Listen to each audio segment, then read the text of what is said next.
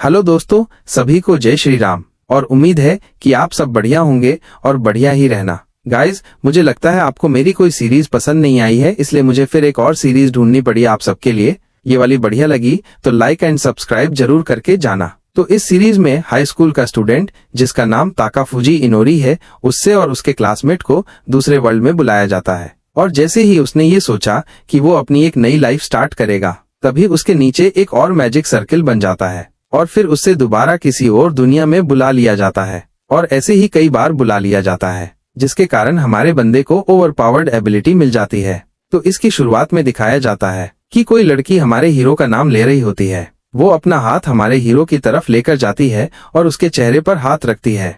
हमारा हीरो तो हैरान था और सोच रहा था कि एक लड़की, मगर ये है कौन। फिर हमें किसी के खून को उड़ते हुए दिखाया जाता है। हम देखते हैं कि उस लड़की ने हमारे हीरो पर एक चाकू से स्टैब कर दिया होता है, मगर ये करते हुए वो लड़की री रही होती है।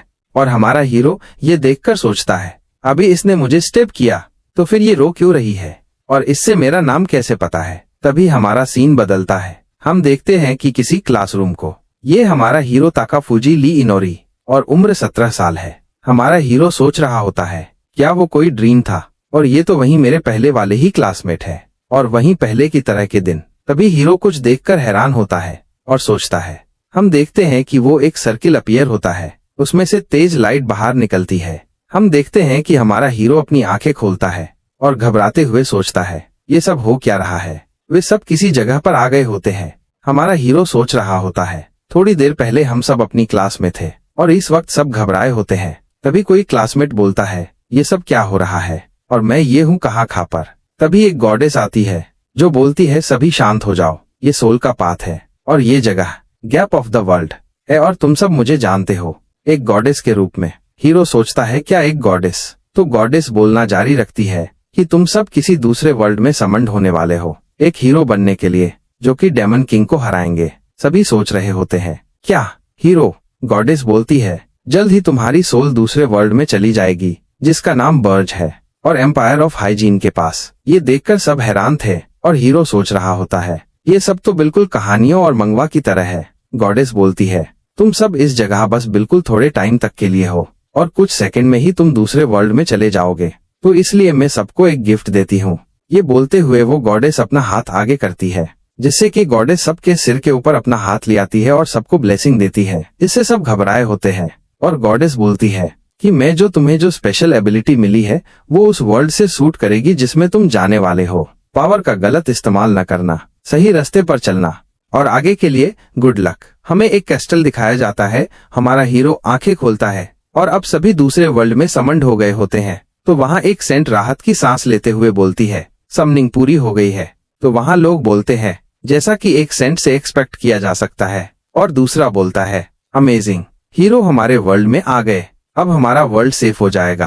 तभी कोई बोलता है, शांत हो जाओ। हम देखते हैं कि ये बोलने वाला वहाँ का किंग है और फिर किंग बोलता है, आपका यहाँ आने के लिए बहुत बहुत धन्यवाद। मैं बहुत खुश हूँ। मैं लाइजन हाइजीन हूँ, हाइजीन एम्पायर का किंग। इस वर्ल्ड में आपका वेलकम है हमारे हीरो, और प्लीज डीमन किंग को हरा दो। ये बोलते हुए किंग और बाकी सभी लोग भी हमारे हीरो और उसके क्लासमेट के सामने झुककर ग्रीट करते हैं। ये देखकर हमारा हीरो सोचता है, हमें नोबल्स की तरह ट्रीट किया जा रहा है। तो एक चश्मे वाला क्लासमेट बोलता है, योर मैजेस्टी, ऐसा मत कीजिए। क्या मैं आपसे एक चीज पूछ सकता हूँ, क्या हम अपने ओरिजिनल वर्ल्ड में वापस जा सकते हैं। तो सेंट बोलती है कि इसका जवाब मैं देती हूँ। मैं सेंट ईशिया हूँ और तुम सब अपने ओरिजिनल वर्ल्ड में जा सकते हो, लेकिन 1 महीने बाद ही जब फुल मून निकलेगा तब तुम अपने ओरिजिनल वर्ल्ड में जा सकोगे। तो इसलिए जो डेमन किंग से फाइट नहीं करना चाहते वो यहाँ 1 महीना रह सकते हैं और फिर वापस जा सकते हैं। ये सुनकर कई क्लासमेट खुश हो गए होते हैं।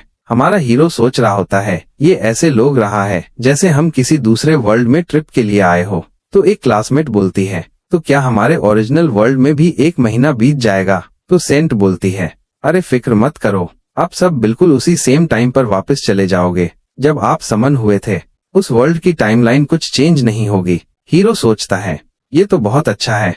तो गॉडेस बोलती है, क्या कोई 1 महीने बाद वापस जाना चाहेगा, और अगर आप सब वापस जाना पसंद करते हैं तो हम आपको रोकेंगे नहीं, लेकिन मैं रिक्वेस्ट करती हूँ कि हमारी कंट्री और हमारे वर्ल्ड को बचा लो।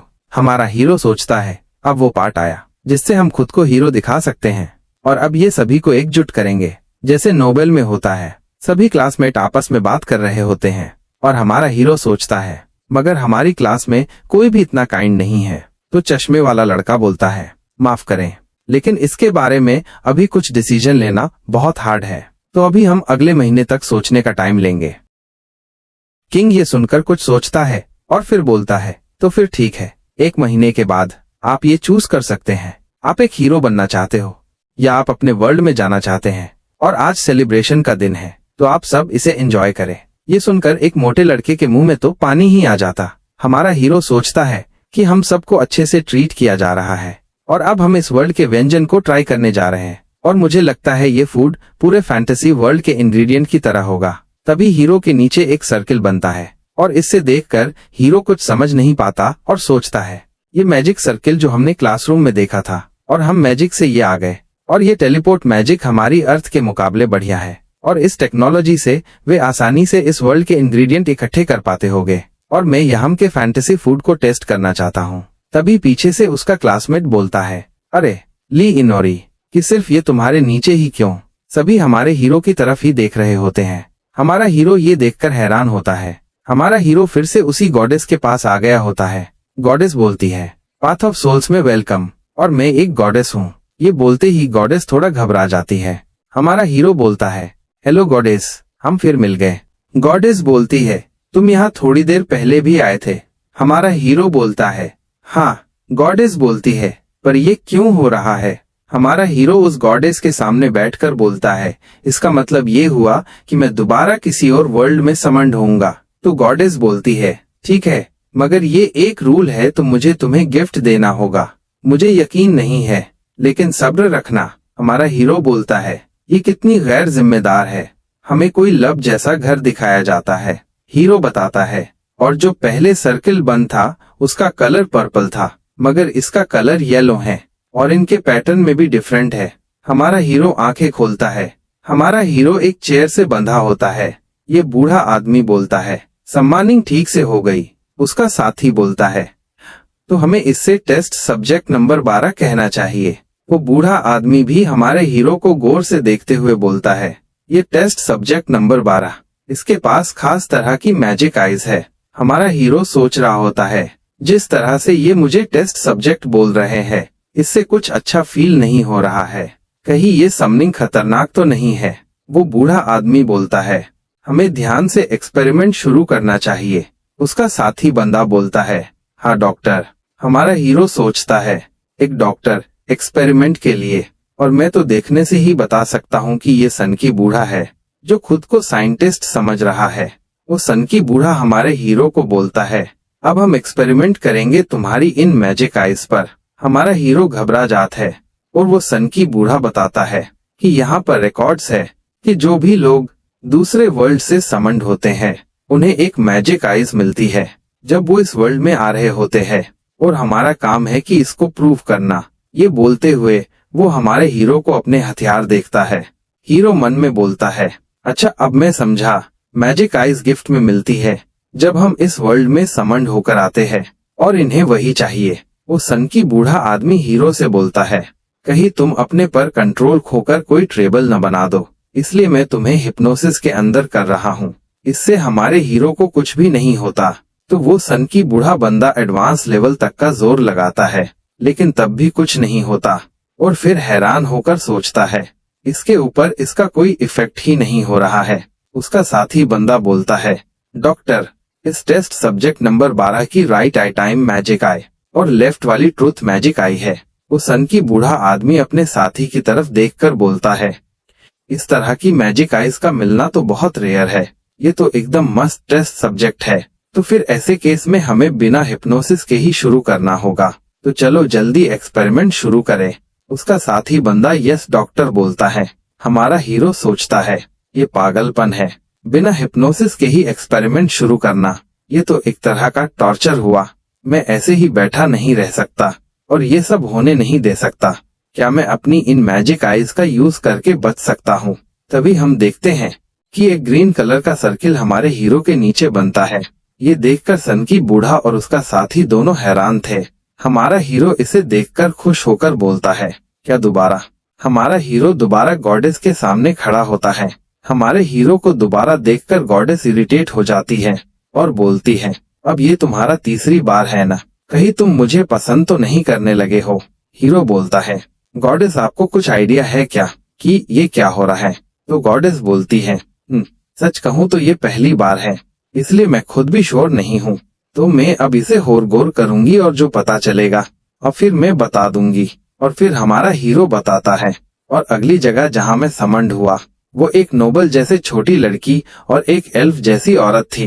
वो एल्फ उस छोटी लड़की से बोलती है, अपने शुरू में ही एक ह्यूमनॉइड मॉन्स्टर को समन किया। लेडी रेडेज, आपका टैलेंट एक्स्ट्रा ऑर्डिनरी है। हमारा हीरो बोलता है, क्या एक मॉन्स्टर? वो छोटी लड़की हीरो का हाथ पकड़कर कॉन्ट्रैक्ट बनाने लग रही होती है। उस वक्त हमारा हीरो सोच रहा होता है, मुझे एक समन्ड क्रीचर की तरह ट्रीट किया जा रहा है और एक कॉन्ट्रैक्ट के लिए फोर्स किया जा रहा है। लेकिन तभी एक और सर्किल बन और हमारा हीरो वहां से गया, जिससे कि उस छोटी लड़की को रोना ही आ गया। हमारा हीरो स्माइल के साथ बोलता है, दोबारा यही हुआ। गॉडेस मुंह बनाते हुए बोलती है, क्या तुम इससे थके नहीं हो क्या? हीरो बोलता है, क्या आपने पता लगाया कि ये बार बार समनिंग क्यों हो रही है? गॉडेस बोलती है, मुझे पता लगा एच, मैं तुम्हें इसके बारे में छोटा करके बताती हूँ कि समनिंग का टारगेट वो है जिसके पास स्ट्रॉन्ग सोल है। वर्ल्ड को क्रॉस करने के लिए स्ट्रिंग सोल होनी चाहिए, और तुम रेयर हो जिसकी इतनी स्ट्रॉन्ग सोल है। हमारा हीरो ये सुनकर उस गॉडेस से बोलता है, क्या मैं? लेकिन न तो मैं कोई सेंट हूँ और न ही कोई अच्छा इंसान। गॉडेस बोलती है, ये सब मैटर नहीं करता, इसके लिए तुम्हारी सोल का स्ट्रॉन्ग होना मैटर करता है, और अगर तुम्हारी सोल किसी वर्ल्ड के हीरो कॉन्ट्रैक्ट को कर ले तो ये ऐसे नहीं होता रहेगा। हमारा हीरो फिर किसी कैस्टल में आ जाता है। वहाँ एक ब्यूटीफुल लड़की होती है जो हीरो से बोलती, तुम्हारा पास स्किल है जो कि स्टील स्किल है। हमारा हीरो एक ब्यूटीफुल गर्ल को देखकर कुछ होता है और बताता है कि उसकी फोर्थ समनिंग से उससे एक और गिफ्ट मिला। और हमारा हीरो उस ब्यूटीफुल गर्ल से बोलता है, मैं एक हीरो कॉन्ट्रैक्ट बनाना चाहता हूँ ताकि मेरी सोल यहाँ रुक सके। वो ब्यूटीफुल गर्ल भी ब्लेस करते हुए बोलती है, जरूर, ठीक है, कॉन्ट्रैक्ट बनाते हैं। लेकिन हमें एक ट्विस्ट देखने को मिलता है। तभी हमारे हीरो के नीचे बनता है एक और सर्किल, वो भी ब्लैक कलर का। और फिफ्थ टाइम हमारे हीरो को एक और ब्यूटीफुल गर्ल ने ब्लैक मैजिक से समन किया होता है। हमारा हीरो को एक और गिफ्ट मिलता है, और सिक्स्थ टाइम तो डीमन लॉर्ड ने ही बुला लिया होता है। और फिर दोबारा गॉडेस के सामने आ जाता है, और गॉडेस बोलती है, तुम्हारी एबिलिटी सच में ओवरपावर्ड बन जाएगी। हीरो बोलता है, अच्छा इसलिए? गॉडेस बोलती है, मगर ये समनिंग सच में लास्ट है। हमारा हीरो बोलता है, सच में? गॉडेस बोलती है, तो फिर इसलिए अब मैं तुम्हारी सारी एबिलिटी जो भी तुम्हें मिली है उन्हें मर्ज कर रही हूँ, और जब तुम समंड हो जाओ तो तुम अपने स्टैट चेक कर सकते हो। तुम ये अपनी राइट आई से देख सकते हो। हमें दिखाया जाता है एक कैस्टल की बोलता है, वेलकम हीरोज। हमारा हीरो सोचता है, एक और बार हीरो। हाँ, हम देखते और भी कैरेक्टर्स को इसके डिटेल में बताया जाता है। रियूटो शिंजाकी उम्र 17 है। फिर हमें इस लड़की के बारे में बताया जाता है। तमाकी करसावा उम्र 17 है। फिर हमें इसके बारे में बताया जाता है। एओआई आइसोगाई उम्र 16। वे तीनों एक दूसरे को उनके नाम से बुला रहे होते हैं, और हमारा हीरो उन्हीं को टूकर देख रहा होता है। फिर वहाँ का किंग घबराते हुए बोलता है, लीजेंड के हिसाब से यहाँ 3 हीरोज आएंगे। हमारा हीरो भी उनकी बात सुनकर कंफ्यूज हो जाता है और सोचता है, यहाँ 4 लोग समन हुए हैं और वे एक दूसरे वो जानते हैं, पर मैं नहीं। यहाँ तक कि एक दूसरे को नाम से बुला रहे हैं। और फिर चिल्लाकर बोलता है, अरे मैं इस समनिंग में कैसे आ गया? तो सभी का ध्यान हमारे हीरो पर आ जाता है। सब हमारे हीरो को ही देख रहे होते हैं। किंग बोलता है, तो ये तीनों हीरोज है और तुम सिर्फ एक ऑर्डिनरी पर्सन हो जो कि इस समनिंग में फंस गया। हीरो बोलता है, देखने से तो यही लगता है। किंग सोचता है, ये चीज ऐसा मैंने पहली बार सुना है। तभी कोई बोलता है, तुम लोग दूसरे वर्ल्ड से आए हीरोज हो। सही कहा। ये बात बोली होती है इस लड़की ने, और ये बोलती है, मैं फर्स्ट प्रिंसेस पर्सनली तुम्हें समन किया है, तुम्हें मेरा एहसानमंद होना चाहिए। हमारा हीरो सोचता है, ये किसी अनोइंग प्रिंसेस की एंट्रेंस है या क्या? और वो प्रिंसेस बोलती है, और ये हमारी कंट्री है, राइजिंग सन का किंगडम। और इस वर्ल्ड में सिर्फ ह्यूमन नहीं है, डेमी ह्यूमन और डीमंस भी है। और डीमंस हम ह्यूमंस के दुश्मन हैं। उन्हें डीमन किंग लीड कर रहा है, और उन्होंने अपना एक नेशन भी बना लिया है, और अब वे ह्यूमन टेरिटरीज पर हमला कर रहे हैं। इसीलिए मैकार्ड एम्पायर, ह्यूमन नेशन का हेड, ने सभी कंट्री से गुहार लगाई कि हीरोज को समन करो। लेकिन सिर्फ रॉयल ब्लड ही हीरोज को समन कर सकता है, जिसका मतलब कि मैं सभी कंट्री अपने समन किए गए हीरोज को ट्रेन करती है। फिर वे हीरोज डेमन किंग के खिलाफ लड़ने के लिए एक आर्मी बनाते हैं। ये कैसा है? क्या ये कोई ब्रिलियंट प्लान नहीं है? हमारा हीरो सोचता है कि क्वांटिटी देखना क्वालिटी की जगह, जैसा कि मुझे डर था। दूसरे वर्ड्स में, आप सिर्फ बहुत अटैक करते हैं और सोचते हैं कि कुछ हो जाए। और वो प्रिंसेस बोल रही होती है, राइजिंग सन किंगडम के रिप्रेजेंटेटिव के तौर पर स्ट्रांग बनो और बिना शर्म के उस डेमन किंग को हरा दो। हमारा हीरो मन में बोलता है, अरे मैं कोई हेल्प नहीं कर सकता, पर लेकिन हर बार इस कंट्री का नाम सुनकर हंस सकता हूँ। तो रियो बोलता है, फर्स्ट प्रिंसेस, क्या मैं बात पूछ सकता हूँ? क्या कोई तरीका है जिससे हम अपने ओरिजिनल वर्ल्ड में चले जाए? फिर वो फर्स्ट प्रिंसेस बोलती है, लेकिन ऐसा कोई रास्ता नहीं है। ये सुनकर तीनों हैरान और घबरा जाते हैं। तुम अब राइजिंग सन किंगडम के प्राउड हीरोज बनने जा रहे हो, और क्या तुम्हें इसके लिए मेरा एहसानमंद नहीं होना चाहिए, बजाय इसके कि तुम वापस जाने के बारे में सोच रहे हो? हमारा हीरो सोचता है, ये कुछ ज्यादा नहीं है कि वापस जाने का कोई रास्ता नहीं है। इन्हें हाइजीन किंगडम से कुछ सीखना चाहिए।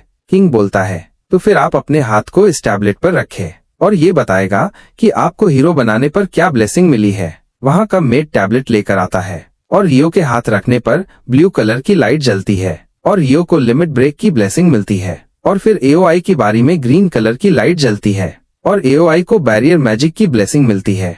और फिर तमाकी की बारी में ऑरेंज कलर की लाइट जलती है और तमाकी को मैजिक एफिनिटी की ब्लेसिंग मिलती है। और फिर आखिर में हमारे हीरो की बारी आती है। हमारे हीरो की बारी में येलो कलर की थोड़ी ही लाइट निकलती है और हमारे हीरो को डिटेक्शन की ब्लेसिंग मिली होती है। हमारा हीरो ये देखकर सोचता है, डिटेक्शन तो मेरे पास भी ब्लेसिंग है, और इसे देखकर पता नहीं क्यों किंग को पसीना आ गया होता।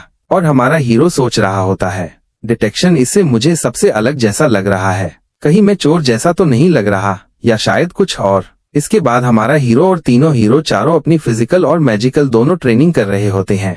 फिजिकल टेस्ट में रियो की एबिलिटी सुपर ह्यूमन जैसी थी और एओआई का मैजिकल टेस्ट में एक्स्ट्रा ऑर्डिनरी रिजल्ट था और तमाकी भी बेस्ट रिजल्ट दिखा रही थी।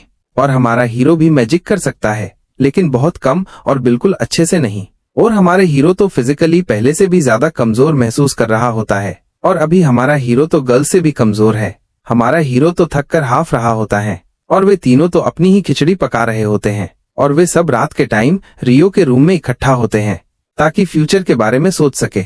हमारा हीरो तो सोच रहा होता है, ये रूम तो मेरे रूम से बड़ा है।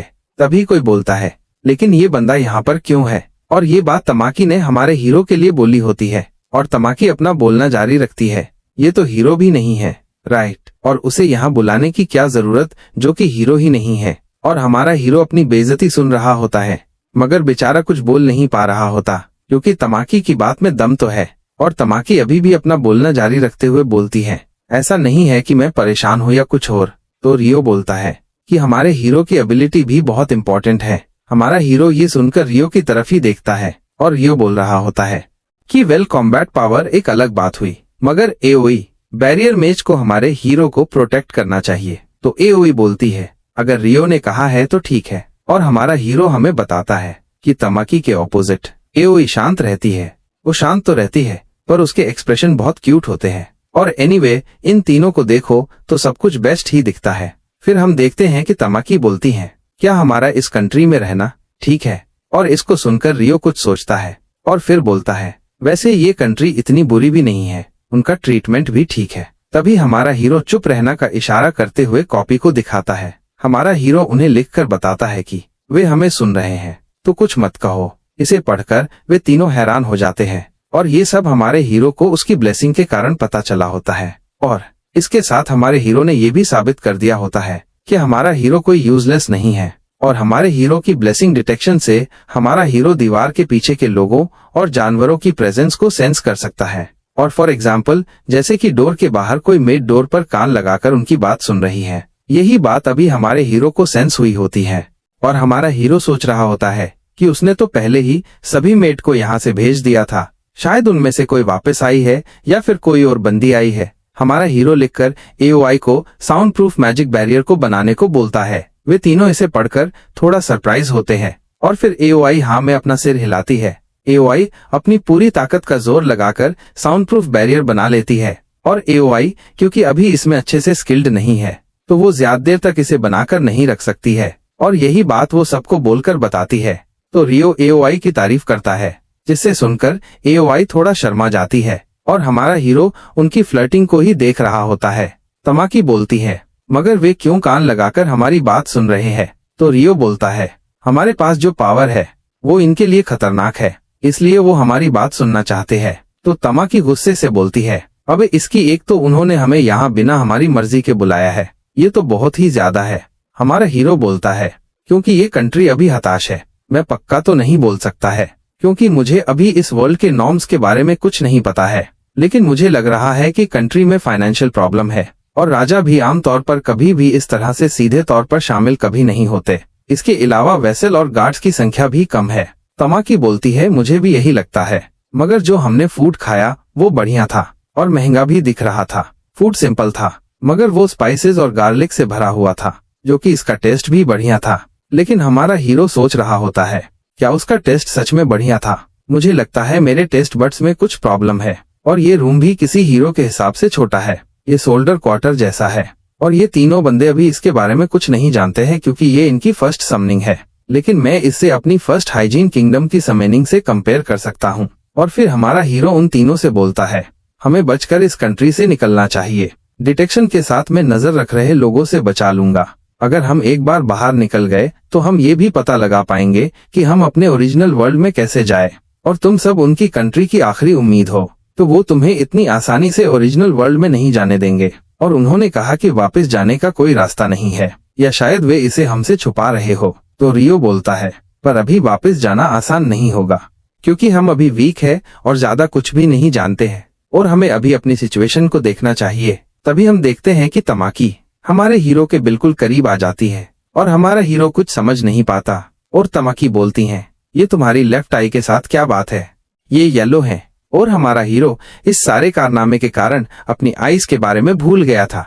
और फिर हमारा हीरो अपनी आई को हाथ से छुपाते हुए बोलता है, अबे मैं इसे कैसे भूल गया था? कोई जापानी बंदे का येलो आई के साथ होना बहुत अजीब बात होगी। तो तभी रियो बोलता है, तमाकी सभी के पास कोई सीक्रेट होता है जो वे किसी को बताना नहीं चाहते हैं, उससे अकेला छोड़ दो। और हमारा हीरो सोचता है, अरे शायद ये लगता है कि मैं कोई चुनी ब्यू हूँ। और हमारा हीरो अपने बेड पर बैठकर अपनी आईज की स्किल के बारे में सोच रहा होता है। और हमारे हीरो को याद आता है कि सम्मानिंग के बाद वो अपना स्टेटस चेक कर सकता है। हमारे हीरो की स्टेटस विंडो खुलती है, जो कि आप देख सकते हो। और फिर हमारा हीरो सोचता है, अगर नंबर से जज करे तो ये बहुत हाई है, लेकिन अभी मैं अपनी एवरेज नहीं जानता, तो इसलिए मैं अभी ये नहीं बोल सकता ये कितना हाई है। और हीरो सोच रहा होता है, तो फिर क्यों मेरा फिजिकल टेस्ट का रिजल्ट इतना बेकार क्यों आया था? हमारा हीरो स्किल्स चेक करने के बारे में सोचता है। हमारे हीरो के पास मिस्टिक आई ऑफ पोएट्री और ट्रू मिस्टिक आई